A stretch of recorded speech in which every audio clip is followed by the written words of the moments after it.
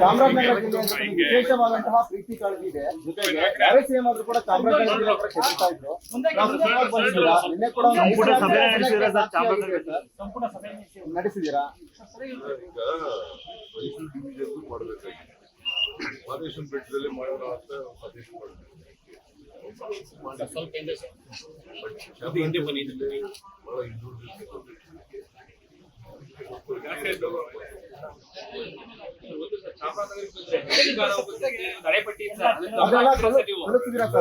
ಮೂಢನಂಬಿಕೆಗಳು ಅವರಲ್ಲಿ ಏನು ಸತ್ಯ ಇಲ್ಲ. ಏನಾಗಿದೆ ಮೌಢ್ಯಗಳು ಇದಾವಲ್ಲ, ಅದರಿಂದೇನೆ ಸಮಾಜದಲ್ಲಿ ಬಹಳಷ್ಟು ಪ್ರಗತಿಗೆ ಅಡ್ಡ ಬಂದಿರ್ತಕ್ಕಂಥದ್ದು.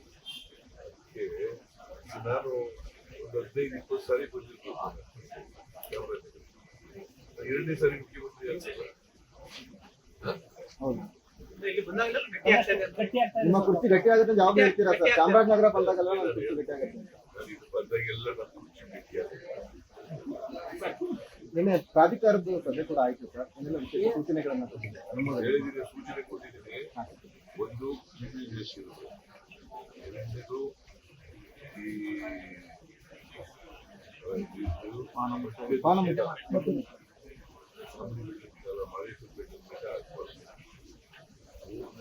ಲಾಡು ಇದೆಯಲ್ಲ, ಅದನ್ನ ಕಮ್ಮಿ ರೇಟ್ನಲ್ಲಿ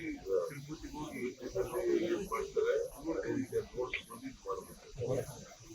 ಇನ್ಫ್ರಾಸ್ಟ್ರಕ್ಚರ್ ಆಮೇಲೆ ಏನೇನು ಇನ್ಫ್ರಾಸ್ಟ್ರಕ್ಚರ್ ಡೆವಲಪ್ಮೆಂಟ್ ಮಾಡಬೇಕು.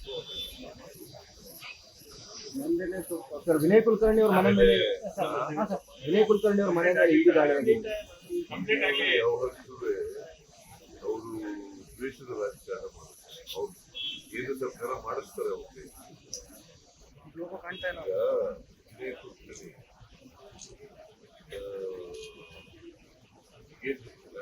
ಗೊತ್ತಿಲ್ಲ, ಇಂಡಿವಿಜುವಲ್ ಅವರ ಮನೆ ಮೇಲೆ ದಾಳಿ ಮಾಡೋದು ಯಾರು ಕೈವಾಡ ಇರ್ಬೇಕು. ಸರ್ವಪಕ್ಷ ಸಭೆ ಬಿಟ್ಟು ನಿನ್ನೆ ಚುನಾವಣಾ ಪ್ರಚಾರ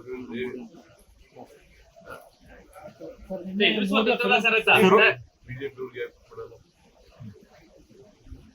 ಬಿಜೆಪಿ ಅವರೆಲ್ಲ ಸಾಟೆಗಳ ಎದುರಿಸುವ ತಂತ್ರ ಸರ್ ಅಂತ ಸರ್ ನೆನೆ ಸರ್ವಪಕ್ಷ ಸಭೆಗೆ ಮೋದಿ ಗೈರಾಗಿದ್ರು ಸರ್. ಮೋದಿ ಅವರು ದೇಶದ ಜನತೆಗೆ ಆಶ್ವಾಸನೆ ಕೊಟ್ಟಿದ್ದಾರೆ. ಯಾರೇ ಭಾಗಿಯಾಗಿ ನಾವು ಬಿಟ್ಟು ಉಳಿಬೇಕು. ಮೊಬೈಲ್ ಉಗ್ರ ದಾಳಿಯಾಗಿ ಪುಲ್ವಾಮಾ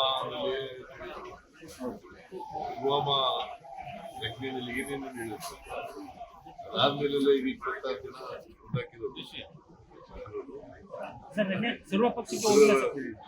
ದಾಳಿ ಅವ್ರನ್ನ ಬೀಳ್ತೀವಿ ಅಂತ ಹೇಳಿದ್ರು. ನಾನು ಪೇಪರ್ ಓದಿಲ್ಲ ಇನ್ನ. ಅಲ್ಲಿ ಸರ್ವಪಕ್ಷದಲ್ಲಿ ಏನಾಗಿತ್ತು ಅಂತ ಜನ ಇಬ್ರು ಸೆಂಟ್ರಲ್ ಇಂಟೆಲಿಜೆನ್ಸ್ ಫೇಲ್ಯೂರ್ ಸರ್?